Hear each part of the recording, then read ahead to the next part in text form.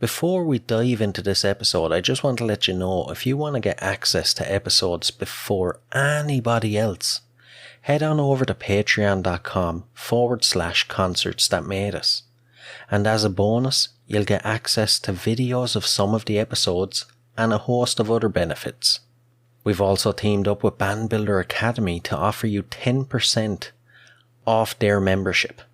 Details of both can be found in the show notes below.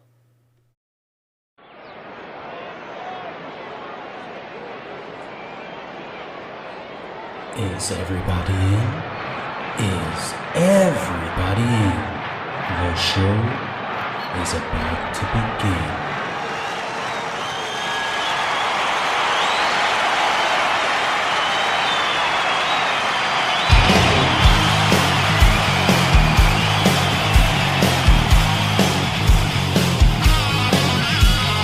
Welcome to the podcast, concerts that made us, interviews and stories, tales from the bus. We love taking you back to when it all went down, the greatest live shows and the cheering crowd sound. It's concerts, concerts that made us, concerts that made us.com.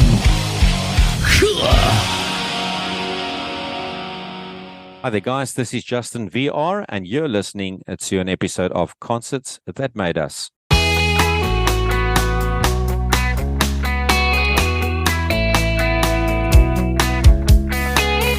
There were times I thought I knew. Was it hard for me and you? Was it right for all to see? Or was it just a fantasy? I'm not the one to do things your way.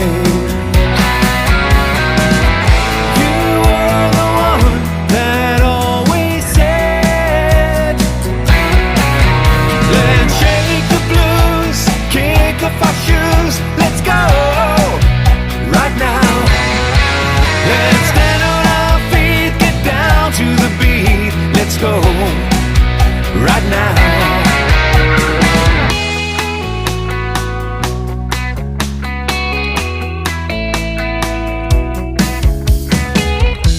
My worst, been down the wire. You light it up, ignite my fire, baby. Always saw the best in me. Took a while to set me free. I'm not the one to do things your way.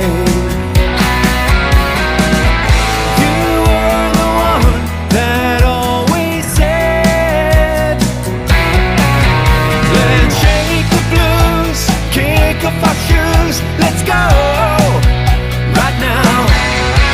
Let's stand on our feet, get down to the beat, let's go right now.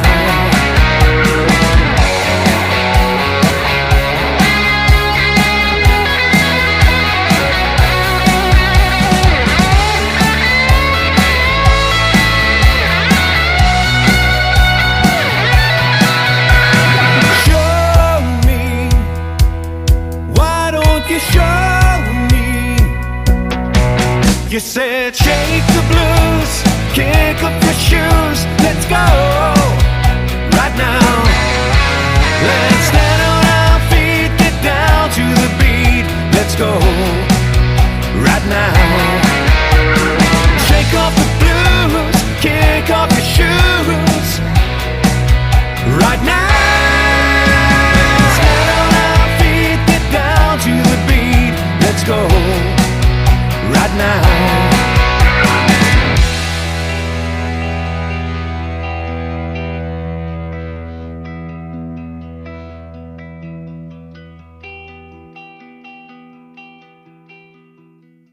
Justin, you're very welcome to Concerts That Made Us.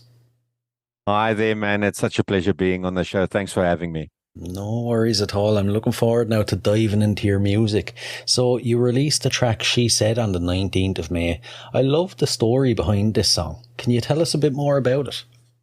Yeah, the story is about somebody being an introvert, i.e., myself. Actually, I've been involved in entertainment for many a year, but my home life is a little bit different. I'm more reserved when I'm at home, and not so much the party animal on stage as to when I'm out most evenings. So. The story tells about a partner. In my instance, it's definitely my wife, but it can be a friend or anybody relatable, a spouse or somebody in your life that just gets you out and brings out some spontaneity in you and just gets you to really live life on the moment a little bit and not stress and worry so much. Just to get up and dance and just do your thing and just get out there and have a good time. Yeah, yeah. And as an introvert yourself, then I'd imagine getting up on stage, maybe in the early days, getting up on stage was a bit of a nightmare for you. How do you manage to actually, get up there and sing when you're introverted? It's kind of a weird thing. I was kind of thrown into the entertainment industry back in the day. I'm not going to say how many years ago that was. I'm not going to give away my age too much, but it was a little bit interesting because it kind of came naturally to me, which is a little bit weird because I'm a bit of a homeboy, so to speak, and I love being at home and being in my own space. But I don't know, call it a split personality or something. But when I'm out there, I suppose I'm the Justin VR personality and ready to party and put on a good show. No matter what sort of show I'm doing, whether it actually be doing music with a band on stage or whether it be just part of events, really. As I mentioned, I've been in events and entertainment for most, if not all, of my adult life. And it kind of came natural to me. But once again, when that curtain is closed and when I head back off home, I'm a little bit of a different person, more peace and quiet, and not the pumping music that I'm used to on the stage. Yeah, yeah. And this song in particular, then, what was the process like for writing it? It was a little bit of an interesting one because myself and Malcolm Ormond, who's a friend and mentor to me, he's also the producer and he masters and mixes all the songs as well. We've been working together on music now for quite some time, and it's something that is very cohesive and it's just natural to the both of us. And with this particular song, I joked with Malcolm not too long ago that it was probably the quickest song that we started and recorded from start to finish, since we had been working on music together. Um, as always, he lives around the corner from me, so I'm blessed to wherever I'm on the way to, whether it be picking up the kids from school or whether it be actually on the way to a gig or something, I can always swing by him, have a cup of coffee or chat, and just chill to some music. And then he will normally play me something. It'll either be an idea for his own music, which he works on at his home studio as well, or he'll have something in mind for me. He'll have either a riff or just a couple of chords on piano that he plays for me, and he'll always ask me my opinion. What do I think of this? What do I think of that? And that opening guitar piece on She Said is something that he had in mind, and he basically had a melody down for that, and I really enjoyed it. It wasn't necessarily going to be the next single, the next Justin VR single. But that's how it panned out in the end. We just started toying around with some ideas, and with arrangement and things like that. And the rest is history, I guess. I penned some lyrics to it. Normally, when it comes to lyrics, I like to I like to tell a story about where I'm at that moment in time, headspace wise, or if there's something I'm feeling, or something to that effect. But yeah, an interesting one. It was always going to be a feel good sort of vibey sort of song. But yeah, it's probably of all the singles I've released thus far, it's probably the quickest one we've recorded and released from start to finish. Jeez, if everyone could come like that now, it'd be perfect. No, not all of them are like that. I'll tell you what, gee, where some of them can take a tremendous amount of time. But I think it's just where we were at the moment in time, and just the sort of vibe and feel that both of us had. And it kind of gelled, and there we go, and it's released. And you mentioned you've been in the entertainment industry for quite a number of years now, but you've been a solo artist for 3 years. What made you decide to step behind the mic? Well, I suppose a big part to play in that is actually COVID, as harsh as it was for us, especially in entertainment and in events, hospitality in general, actually. I suppose there is some good that came out of it. I mean, I was literally stuck at home, in South Africa. And, as with the rest of the world, us in entertainment really were jobless at that moment in time. And yes, being the introvert part of me was like, geez, this is going to be nice. I can stay at home the whole time and I don't have to be out there. However, that soon wore off after a week or two and no income coming in. And I really started to obviously stress and worry about what was going to happen. And I also longed that other part of my personality that is out there every single evening and being part of events, whether it be on a stage singing or whether it be anything with events. Actually, I longed for that, and I kind of jumped on the whole streaming bandwagon. I'm sure you'll remember yourself, a lot of artists, bands and solo artists and everybody in between started jumping on this bandwagon, and then just live streaming from home, from your indie artist to unsigned artist to your big artists around the world, started doing these sort of lockdown sessions and streaming live to whether it be YouTube or Instagram or Facebook or whatever. And I just thought, okay, maybe I should do something like this. It's not that I'm going to gain anything from it, but just the fact that let me try it out. Maybe, I just need to sing a bit again and get my voice out there,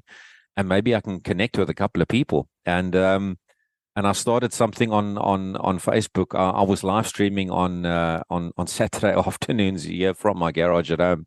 And I called it something called the Garage Sessions. And looking back in hindsight, I can cringe now at the thought of it. But I thought it was a pretty decent idea at the time. And I did that. And I tried to do it on most Saturday afternoons. And there was one Saturday afternoon in particular that Malcolm actually logged in and signed in. He saw me advertise this thing on Facebook called the Garage Sessions. And he tuned in and I don't know. I don't know if I must say he was pleasantly surprised, or if he just kind of liked what I was doing, and he messaged me instantly, and he said, "Look, you and I haven't worked or recorded together for some years, and we had in the past toyed around with one or two original songs just for our own pleasure, really, for nothing more, nothing for a professional release. Let's call it that." We had recorded some covers way back when as well, but I mean, nothing came of it. And then, I was so desperate for some sort of, I wouldn't call it recognition, but just some sort of interaction with people. And that's why I took to the live streaming. And I said to him, okay, I don't really know what you have in mind, but okay, let's do something like that. And he's like, no, I'm serious. Let's concentrate on your actual music and getting your voice out there on a professional scale. And I was like, okay, interesting.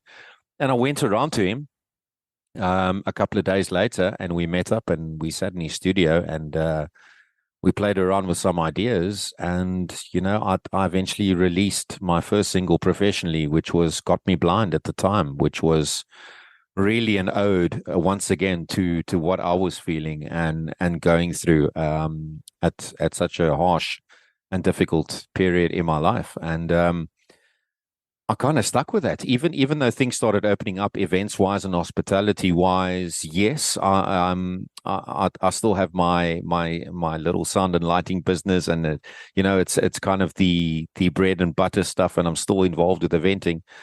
But I've given the name Justin VR a real go now, and concentrated on music and releasing it, and just as I said, on a professional scale, and just seeing where I can go with it. Yeah. With releases, with recording, and with doing my music on stage as well. And here I am today. And prior to COVID then, what was your work life looking like? Obviously you weren't focusing on singing so much. So what were you doing? It's you know what the funny thing is, I was actually pretty busy with the sound and lighting business end of things. A lot of events was happening back here in my hometown in Cape Town. Um, Running events, running live entertainment for events, whether it be corporate events or lavish private events in and around Cape Town. There was a lot happening, and things were really going well on that side, you know. And unfortunately, yeah, COVID happened, and I made a very, very harsh decision. Probably about 2 weeks prior to our president announcing the whole lockdown thing, and I don't think nobody ever realized how serious it was. And my wife and I had a chat, and I went and spent our entire savings on the business, on on buying more gear and buying more this and buying more that, just to give you an indication of how well business was probably going for me prior to COVID. So imagine my shock and horror a couple of weeks later when I'm told I'm not allowed to work, you know, Oh and man. yeah. So, but in hindsight, once again, a lot of good came from it because I started focusing on music and my own voice and working with Malcolm Ormond on a regular and full time basis and releasing music, and I'm so grateful for that. Yeah, yeah, definitely. And another very interesting side to you is you tour as part of a Shania Twain and Keith Urban tribute show. I always find that kind of interesting, you know, because I feel like when you're doing your own music, you're kind of scratching the creative itch.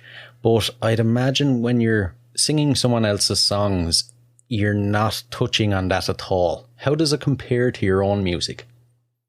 Look, it's definitely a totally different experience. I I love the hype about it, though. I love the excitement of being on stage, even though, yes, doing covers or your versions of covers of any artist, whether it be Keith Urban or whoever out there, Brian Adams as an example, or whatever. I love the human interaction and the fact that, you know, when it comes to a tribute show, depending on what tribute it is as well. Um, there is that factor of the audience is there literally because they know all the songs off by heart and they are fans of that sort of tribute act that you're trying to portray. And I love that aspect of it. But yes, it is totally different to just creating or performing your own songs live because that's kind of your own baby. It's like you know, it's your own child, and you're bringing it to life, sort of, you know. Whereas with the tribute stuff, as you know, it's kind of just a reimagining or your version of something that or songs that people already know and love. So yeah, totally different. It's a totally different dynamic, even to being in the studio, of course. But I must say, I enjoy both for what they are. They certainly bring their own sort of excitement and dynamic to it. Yeah, yeah. Do you find then that the audience are maybe much more critical at a tribute show because they know the songs and they have maybe this image of how it should sound in their head? Oh, absolutely, absolutely. Especially if you're doing as we are with a tribute show with a rather large band on stage. I mean, we are six piece group on stage, so it just means you kind of got to really work hard at it and really give it your best 110% and make sure that the audience will love and appreciate the music because obviously then if they don't they're not going to come back and then you've done something wrong all along. But yes, oh yes, absolutely. There's definitely going to be critique, both good and bad, I guess. But I suppose as long as it's the good that outweighs the bad, and as long as you take any sort of negative criticism and take it as a positive and work on that, then all the better, I guess, at the end of the day. True, true. And at this stage, so we'll dive into your influences to give the listeners a sense of where you come from musically. So if you can you remember your earliest musical memory? Yeah, definitely. I was well. if I can remember, way back to when I was probably about 5, 6 years old, just starting my schooling career. I grew up in a household where vinyl was really collected by my dad. My mom was an avid music fan as well. And I just remember my dad actually had a cupboard that was specifically made for his vast record vinyl collection. And I grew up in a household where music was just blasted 24/7, and everything from 50s music, even back to old school Glenn Miller sort of stuff, through obviously to your Beatles, 60s, and Rolling Stones and Searchers and things like that, up until, well, what was then present day, coming out of school into mid late 90s. Um, yeah, I just remember always, especially on a Saturday and Sunday afternoon, being in the lounge, whether it be playing with cousins or whatever, and just listening and appreciating music as well, all forms of music. So it wasn't just a specific genre that I got attached to, or a specific band as such at the time. It was just really all forms of music, and I learned to appreciate it really. Mm. I obviously developed my own musical earworm and taste over the years, but a lot of that stuck with me, even to present day.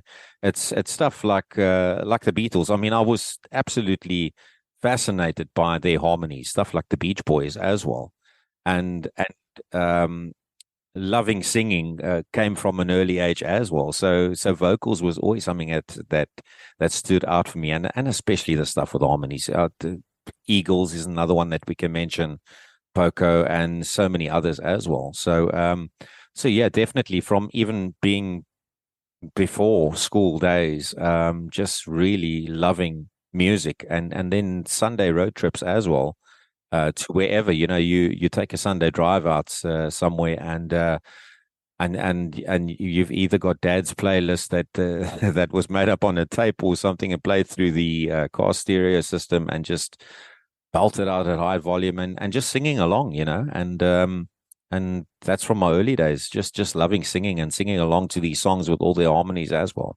Yeah, yeah. And when you kind of got a little bit older, then start finding your own genre, how was your dad approaching it? Was he kind of like, "Oh, this music you're listening to is crap," or was he like, "Oh yeah, this is good"? No, not at all. Because I mean, most of the stuff, I mean, was from his taste initially, and then obviously growing up and heading into teenage years, from I'd say early to mid 90s again. I mean, I started obviously loving and appreciating 80s music and 90s music, because that was kind of my thing through my schooling career. So a lot of 80s bands stuck with me, it was always going to be really vocal melodic stuff as well, and it was stuff that he enjoyed as well. I mean, it was kind of, I would then eventually, like, try and get one or two of my own vinyl LPs back in the day, and then he would listen along as one, and I mean, 99% of the time he liked it too. So which was pretty cool. So we were really a family that just loved and appreciated and enjoyed all forms of music. Yeah, yeah. And when you were in, say, high school, your teenage years, I always find that that's when you really, find what genre you really like. And maybe through music, you find your community. So what sort of music were you being exposed to by friends? And how do you think it molded you into the musician you are today? It was definitely like an alternative rock sort of vibe. I would say, I wouldn't say from your grunge America, or Americana era, from the 90s, but certainly stuff like, uh if I had to mention a couple of artists, Goo Goo Dolls always stuck out for me. From a melodic and songwriting standpoint, I loved the likes of Crowded House. I enjoyed the likes of Chris Isaac and things like that, where it was good solid melodies on guitar and great vocals as well, and maybe with a nice storyline. I mean, even artists like Krista Berg, just storytellers as well, really stuck with me through the ages. So but definitely, if I look back on teenage years and even up until coming out of school.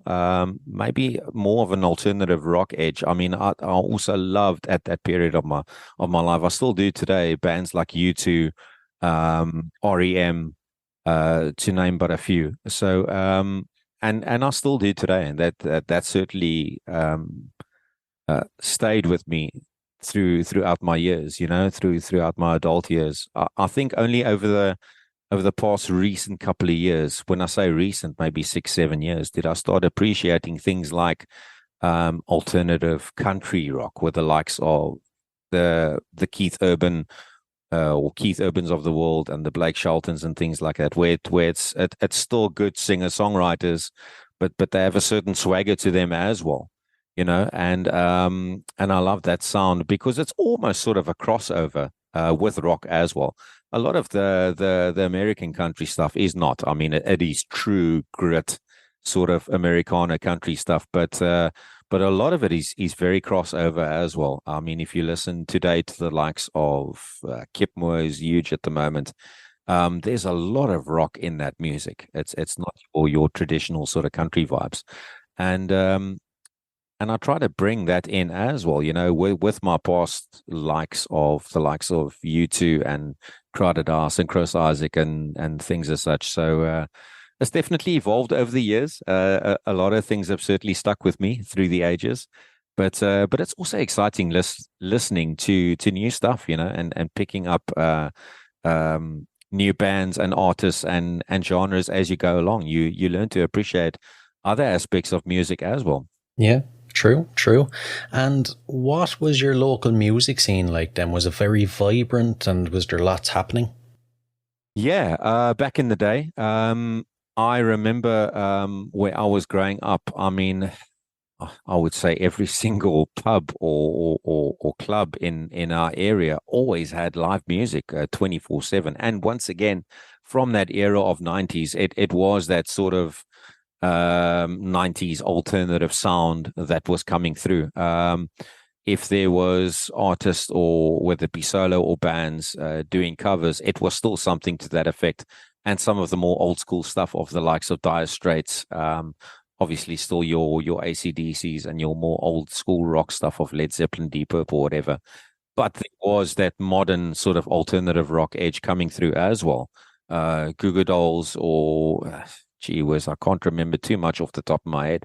But it was pretty vibrant back in the day. I think it definitely tapered down over the years, early 2000s into the 2010s.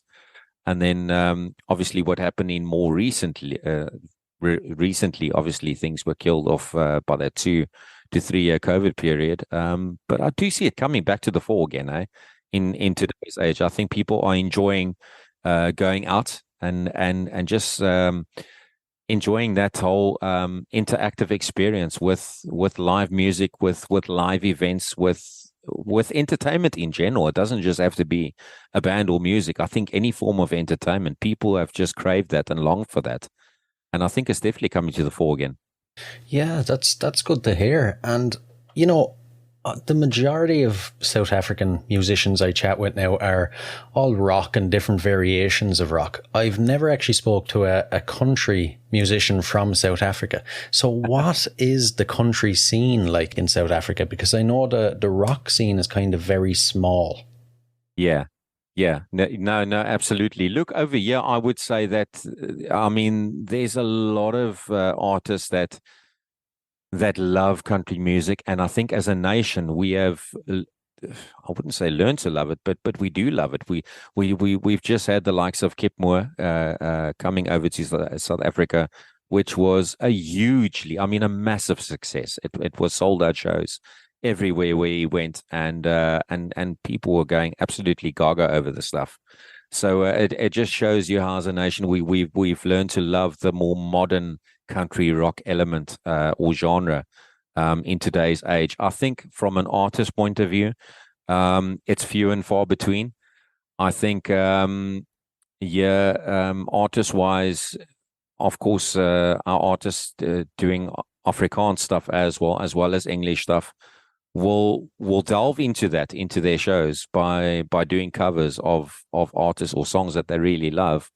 but nothing original wise or full out. Like we're going to have a go of this and just release our own sort of country rock original stuff. It is a little bit few and far between.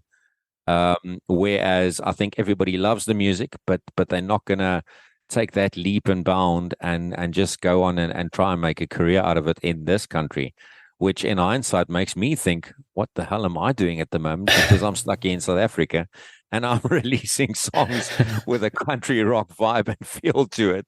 What am I thinking? But you know what? It's you've got to have a love and passion for it. And if it's your thing that you're into, then stick to it. Don't try and be somebody that you're not, is what I was always told, and it kind of stuck with me as well. You know, if you're passionate about something, whether it be whatever genre you're in, whether it be music or entertainment or anything in life, just stick to that. Stick to what you love, and if you're having fun doing it, and people are having fun listening to it and enjoying what you're doing, then why not just continue with it? True. Very good advice there. And as a concert goer, what concerts do you think have made you? Well, that's an interesting one. There was a good couple of concerts that stood out for me. One or two of them was actually from local bands here in South Africa. I look back probably about 14, 15 years back, and we've got a local group here called Watershed, led by Craig Irons. He's a fantastic songwriter. And I remember seeing them at a mini festival here in Cape Town many years back. And I was just blown away by everything about the band, about their songs, the songwriting skills of the frontman, Craig, their guitarist, their certain demeanor about them after the actual gig, how they would interact with fans and concert goers, and just actually really spend a lot of time with them, whether it be signing albums and giving out merch and just really having a chat and being so down to earth, and that kind of stuck with me, because they were also, they still are big here in South Africa, but they were really big at that time. I mean, they were all over our local radio stations.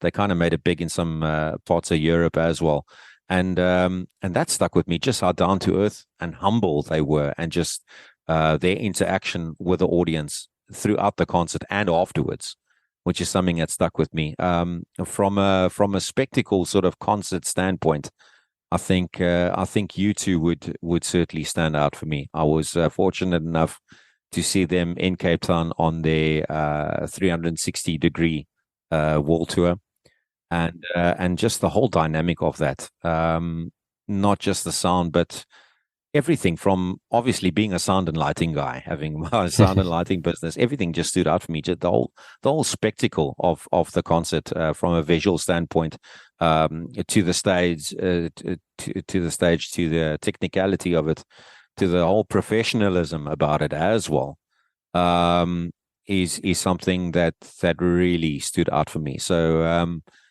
I think I'm definitely not going to be a U2 one day, or be on that sort of stage. But there's certain elements that certainly stood out to me. The whole professionalism, how it was done from start to finish, and once again, I've got to mention Watershed. Just the whole demeanor on stage, with the fans, and then afterwards as well, which I think is so important. I mean, I've been to concerts myself.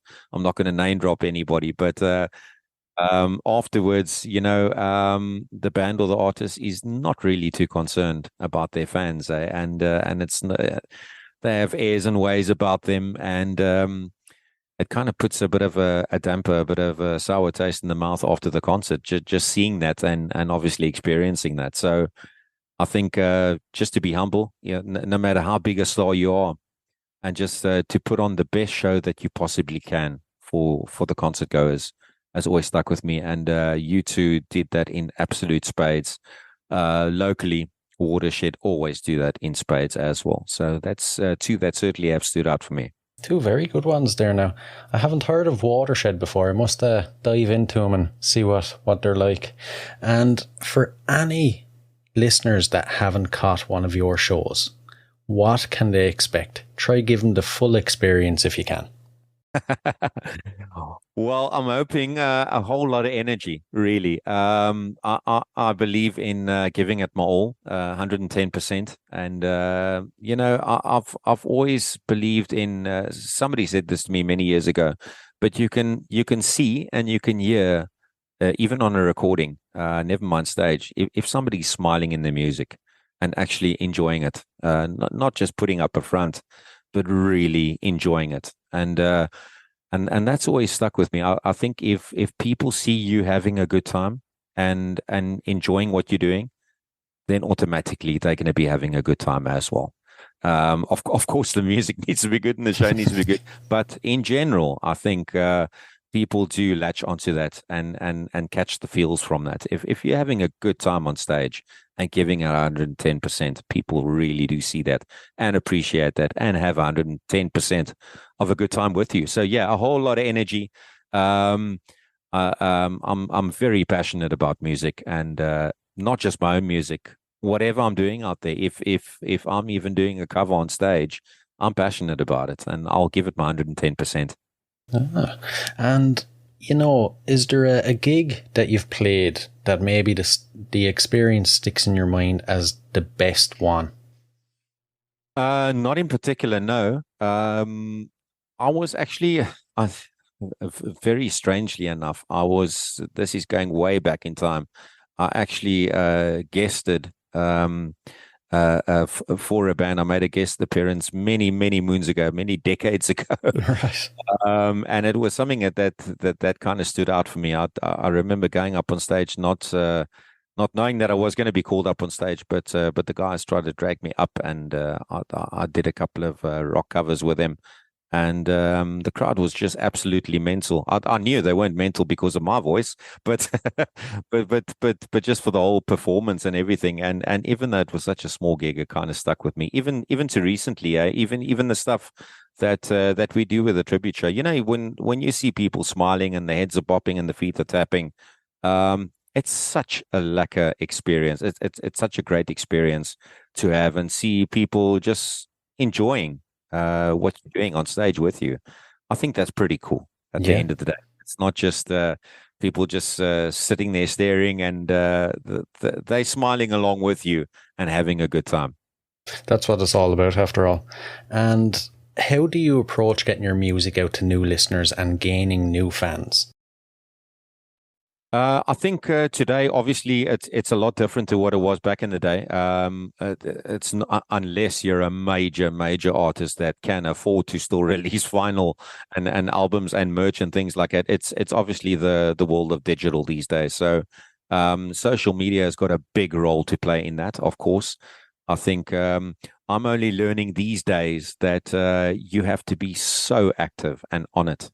In inverted commas, with social media and on all platforms, because I wouldn't say because it is so important, but actually it is. It is a way to connect with people as well. Of course, you need a PR guy behind you and releasing your stuff. And I've been blessed to work with David Oosthuizen and Devo, as he's known, Devo Graphic.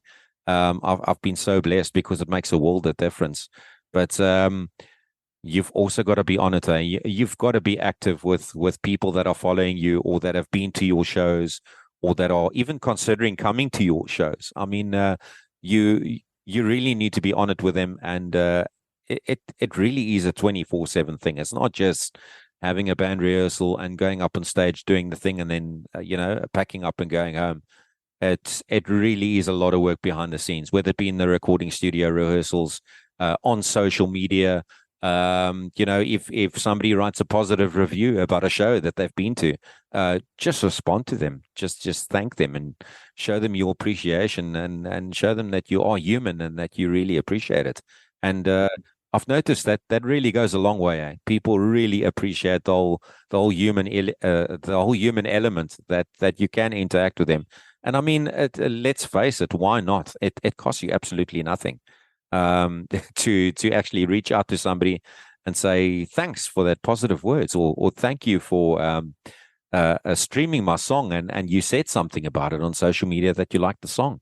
it costs you nothing to show how grateful you are and just be appreciative. So it's a tough one these days, and especially with what happened with COVID. I think there was this influx and bombardment of artists from around the world as well, that suddenly realized that wow, we've got a voice, and we can be heard, So it's not like you're competing with the rest of the world, but there is so many artists out there these days compared to maybe 10, 20 years back. And you've just got to remain on it, and just stay focused and keep doing what you love, and keep the connection real with people out there as well. Just be real, and try and get all the negativity out of the way, and just connect with people, and be honest, and just enjoy what you're doing. Yeah, yeah. And, as a musician at your level, then, how do you approach finding gigs and touring?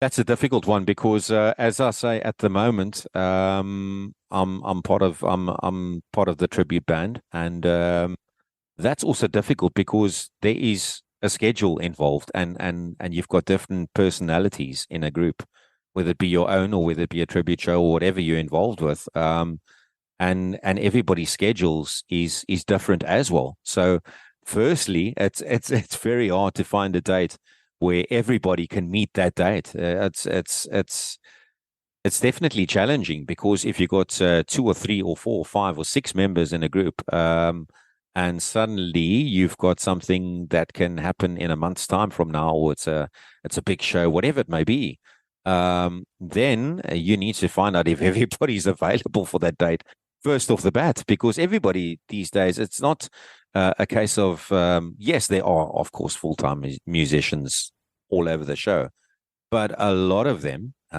also have day jobs just to sustain everything, and just to keep going, just to keep your family going. You have a lot going on these days because the cost of living is so expensive. And I'm sure it's like that wherever you are living in the world at the moment.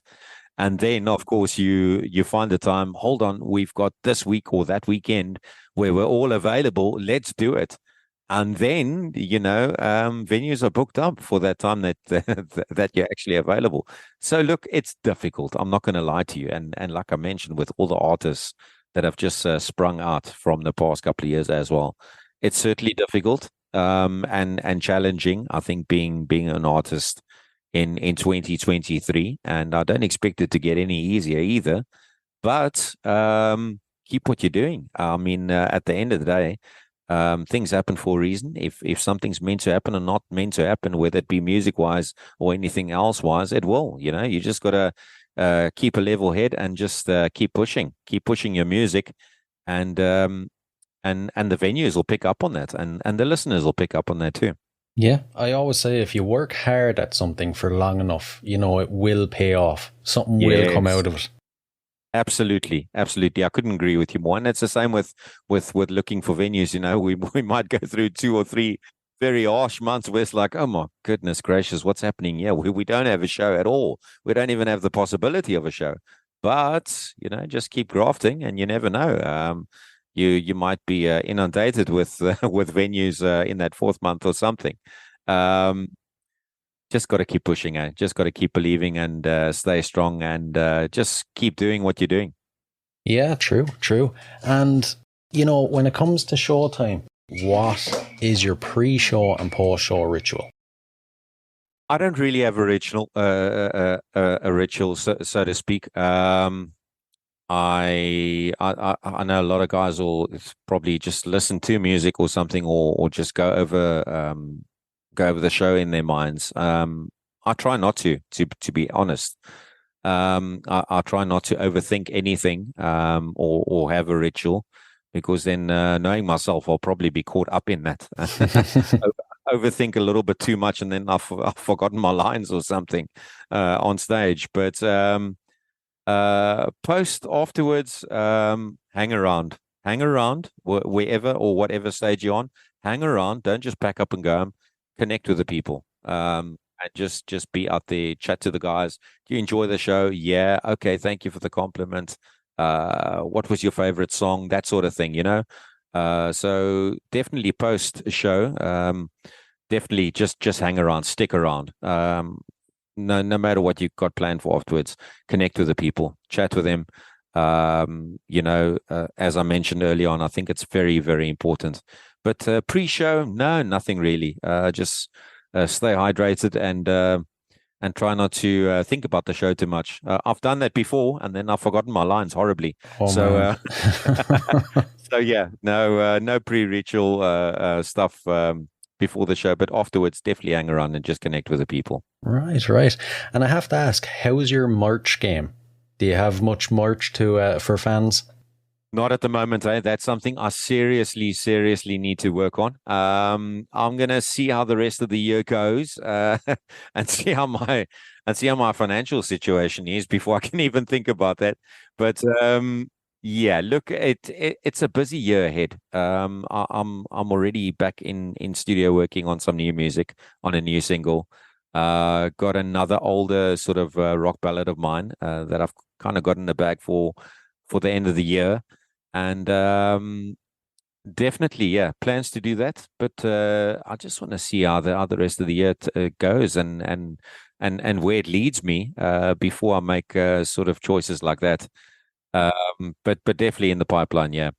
Right, right. And, say in 30, 40 years' time, you're rocking the nursing home. When you look back at your career, what do you want your legacy to be?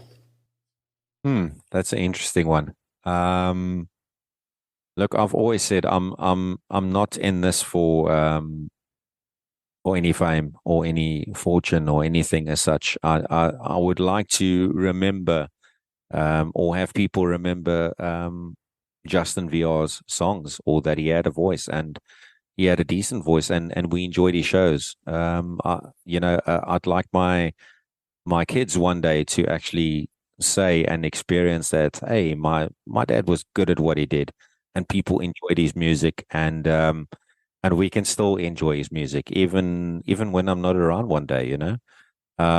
So if there is any sort of legacy, definitely for my kids or for anybody, to just say that, hey, my dad had a cool show, my dad had some very cool music, and we really enjoyed it at the end of the day. That's why I'm doing this. It's something that I love, but I just want people to hear the music, and if it hits home with somebody, and somebody's enjoying it, then I've kind of made my mark at the end of the day. That's why we're doing this. Exactly. I like that answer now, straight from the heart. And before we dive into the last couple of questions now, I know you mentioned the rest of the year and everything, but future plans, any big gigs, anything you want to tell us about? At the moment, there's quite a few more tribute shows in the pipeline. I just trying to think now. On the 28th of July, we have another big show lined up at a venue called the Drama Factory, which is out in Strand here in the Western Cape, here in Cape Town. And then, yeah, there are some good things in the pipeline. Actually, getting together a Justin VR band, just to take all the new stuff and future releases out on the road, really, and just give a full on blast with my own original stuff, not just with the tribute stuff, but to get the Justin VR songs out on the road as well. Whether it be a small venue, a big venue, I really don't care. I just want to go and have fun with the folks out there, and let them have some fun with me on stage. So lots in the pipeline for the rest of the year. Brilliant, brilliant. It's great to be busy. And we'll dive into the last couple of questions. So, if you could see any performer from history in concert for one night only, who would it be? Oh, there's so many. There is so many. I think going back in history, I would have loved to see Queen live. Freddie Mercury back in his heyday and in his prime. I think that one definitely stands out for me. I'll have to go with that, with Queen, Freddie Mercury. I don't even need to ask why. It's a very common answer I get now, and I completely understand. I'd love to see him myself. And the next one. So, if you had to spend 24 hours locked in a room with any musician from history, who would it be? Sure. Um, Very difficult one as well. I'm going to go with, and this is a very obscure answer. People's going to think, what is he thinking? I'm going to go with Chris Isaac. Right. Everybody knows him from Wicked Game. He's got a brilliant musical mind. He's also a very intelligent guy, and he's also absolutely hilarious. He had a talk show out in the States a good couple of years back, which ran for about 2 to 3 seasons, almost like one of these Ellen DeGeneres shows. We had musos on. He's absolutely hilarious. He's like a stand-up comedian. So I love him as an artist and as a songwriter as well. So I'm actually going to go with Chris Isaac. Very obscure. I do realize that, but I'm going to go with Chris Isaac. It's a good one. It's a good one. Do you remember actually in maybe the late 90s, he had like a sitcom where he was a singer trying to make it? Yeah. I used to love that show. I completely forgot that even existed. Yeah, no, absolutely. He's played he's played in quite a couple of movies as well. He's definitely had his stints in movies and in sitcoms. He's just a hilarious guy. He's got a bit of a mysterious side to him as well, and yeah, I definitely like to have a good chat with that guy. Yeah. And the final one. So, what song would appear on the soundtrack to your life? My goodness. Oh, you caught me totally off guard for that one. It might take me a few seconds to think about that. Suppose there are quite a few. One of my own songs, actually, is the first one that can come to mind. It's called "Welcome to My Story." It's the single I released before this one, before She Said. Yeah, "Welcome to My Story" is something that could pretty much sum things up. Perfect. Has to be that one. So, listen, Justin, I've really enjoyed chatting with you now, and hopefully we'll cross paths again in the future. I look forward to that. Absolutely, man. Thank you so much. I've really enjoyed this, and thank you for taking the time and just giving me a voice on your show. I really appreciate it.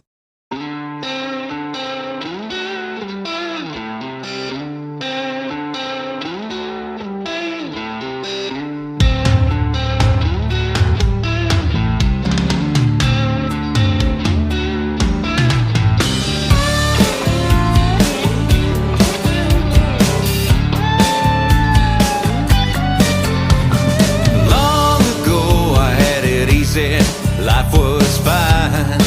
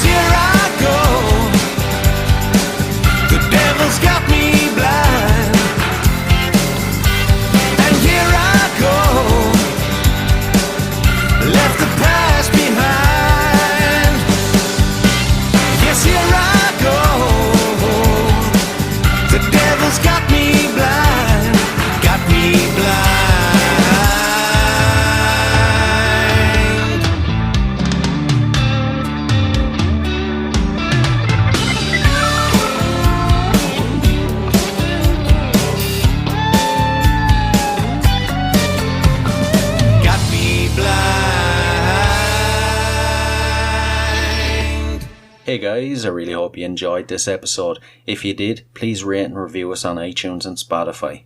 And if you're interested in signing up to Band Builder Academy, use the link in the show notes below and enter the code CONCERTS and you'll receive 10% off.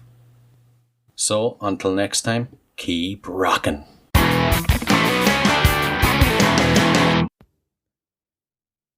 Hey, what are you guys still doing here? The show's over. It's over. You can go home. Go on. We'll see you next time. We'll be here.